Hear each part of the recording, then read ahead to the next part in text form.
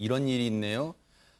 어떤 어처구니 없는 일을 당했는데 그 어처구니 없는 일을 저지른 사람한테 연락을 받았다면 이 기분 어떨까요? 손정희 변호사님. 지난 11월에 발생한 사건이고요. 모르는 저장되지 않은 번호로 이런 문자 메시지가 도착이 됩니다. 날 추운데 옷 따뜻하게 입고 다녀요. 올해가 가기 전에 얼굴 한번 봐요. 보통 친밀한 사이에서 연말에 그러네요. 이런 문자 메시지 보낼 수 있잖아요. 네.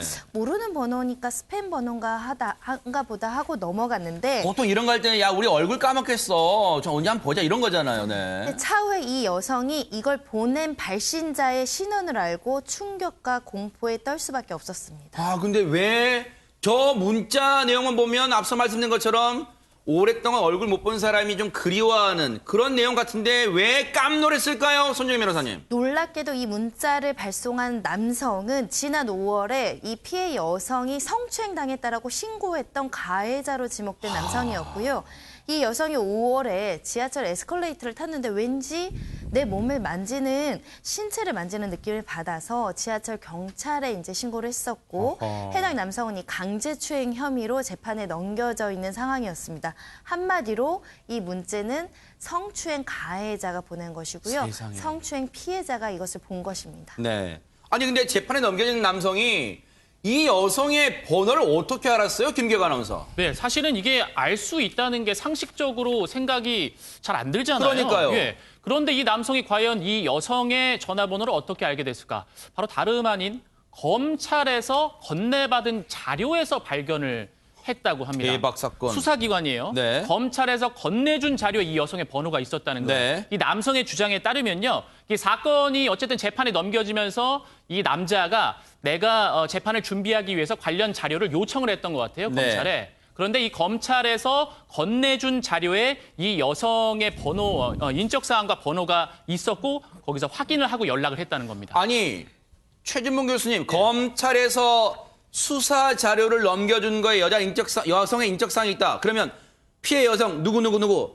전화번호 01000 나와 있다는 얘기예요. 그러면 그게 그러니까 원래는 그러니까 검찰은 뭐라고 얘기하고 있냐면 가려서 보냈다는 거예요. 아하. 가려서 보냈는데 검찰의 주장은 이렇습니다. 예를 들면 두 가지 방법을 쓰는데 하나는 마스킹 처리 시스템을 이용하든 아니면 필기구로 그걸 가린대요. 근데 어떤 필기구로 어떻게 가렸는지 모르겠어요. 그런데 저는 이해가 안 되는 게요. 지우려면 다시는 못 보게 지워야 되잖아요. 네. 필기구를 활용하더라도. 네. 문제는 이 사람이 물론 가해 남성은 뭐라고 주장하냐면 자연스럽게 지워졌대요. 그럼 얼마나 허술하게 지웠으면 자연스럽게 그게 지워졌냐 가린 부분이 네. 이게 말이 안 되는 거예요. 첫째는. 네. 두 번째 만약에 필기구로 가렸다고 하면 그 가린 것이 다시는 발견되지 못하도록 만들어서 보내야 되는 거 아닙니까? 근데 얼마나 허술하게 했으면 가해 남성이 그걸 조금만 이렇게 만지면 지워질 수 있도록 보낸 거 아니에요. 아하, 그러면. 네. 그러니까 이거는 검찰이 문제가 있다고 저는 봐요. 네. 피해자의 신원이 밝혀질 수 있는 사항이라고 하면 네. 피해자 인적 사항에 관한 모든 수사 자료에서 그 내용들은 완전히 지우든 아니면 영원히 복제를 못하도록 만들어야 되는데 그렇게 하지 않고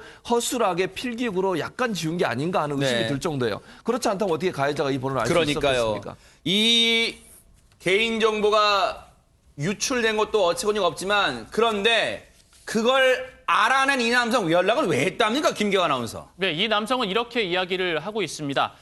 자신이 어쨌든 피해를 주지 않았다는 겁니다. 성추행을 하지 않았다. 나는 가방으로 스쳤을 뿐 내가 범행을 한 게 아니다라고 주장을 하고 있습니다. 네. 그렇기 때문에 뭐 지금 재판으로도 가려지지 않았습니다. 첫 네. 재판에서도 혐의를 모두 부인했다고 하는데 네. 나는 범죄자가 아니다. 그렇기 때문에 내가 피해자한테 연락한 건 떳떳하다. 네. 이렇게 이야기를 하고 있다고 합니다. 아하. 그런데 지금요. 이 여성은 불안감을 호소할 수밖에 없을 것 같아요. 손정희 변호사님. 왜냐하면은 이 피해 여성이 언제 또 그 사람이 나를 찾아올지 모르고 원래는 일면식이 없는 피해자 가해자의 관계였기 때문에 당연히 피해 여성은 가해자가 나를 모른다고 생각하고 일상생활에서 편안하게 생활을 하다가 이 사람이 나를 알구나. 더군다나 휴대전화를 안다는 것은 무방비 상태로 이 사람의 개인정보 예를 들면 요즘 휴대전화로 어떤 메신저, SNS의 프로필 사진 더군다나 사진 속에 만약에 집이 있다고 한다면 집의 위치까지도 알아낼 수 있지 그러네요. 않겠습니까? 네. 그러다 보니까 공포감에 휩싸인 상태이고 정신적 스트레스가 너무 큰데다가 검찰은 피의자에게 어떤 위해를 가하지 말라고 경고를 했다라고 하지만 이미 출근길에 여러 번 마주쳤다는 거예요. 대박! 그러면 이 여성 입장에서는 나에게 혹시 보복할 우려가 생기지 않을까 노심초사할 수밖에 없는 상황이고 이 여성도 본인이 피해자임에도 불구하고 다른 길을 이용해서 출근하고 있다라고 합니다. 검찰이요, 이수정 교수님. 네. 자기 일 아니라고 너무 느슨하게 대응한 거 아니에요, 이건? 근데 이런 종류의 실수가 그전에도 꽤 있었습니다. 그러다 보니까 여러 이제 여성 단체에서 좀 이 개인정보에 대해서 좀 관리를 잘해달라.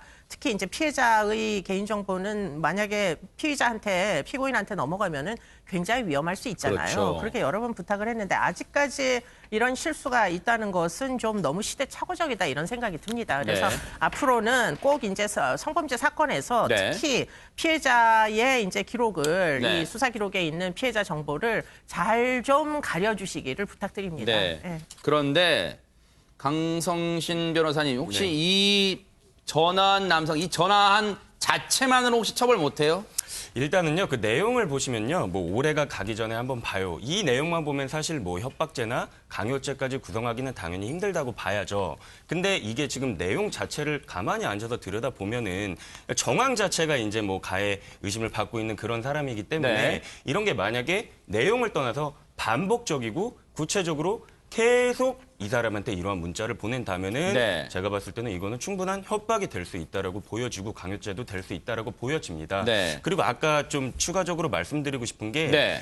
그 검찰 같은 경우에 분명한 실수가 있었다라고 저는 생각을 해요. 네. 이거는 이제 실무를 겪다 보면은 경우에 따라 조금 다른데요. 네. 뭐 피해자 인적 정보를 아예 그냥 구멍을 뚫어서 주는 경우가 있어요. 네. 그러니까 이런 경우에는 사실 다시 알아보기 힘들겠죠. 아예 구멍이 뚫려 있으니까. 근데 이 사건에서 제가 추측을 하기로는 아마 그 흰색 마스킹 테이프를 사용하지 않았을까 이러한 생각이 들어요. 그러면 이거는 정말 그냥 긁어내면 긁혀지는 아, 거거든요. 그래요? 네. 그래서 이러한 부분에 대한 어떤 구체적인 지침이나 네. 뭐 사무처리 지침 같은 게 조속히 그러니까요. 규정이 되어가지고 이런 일이 다시는 재발하지 않았으면 네. 하는 바람입니다. 자기 일처럼 대하면요, 모든 게 해법이 보여요. 너무 느슨하게 했다는 생각이 딱 들잖아요.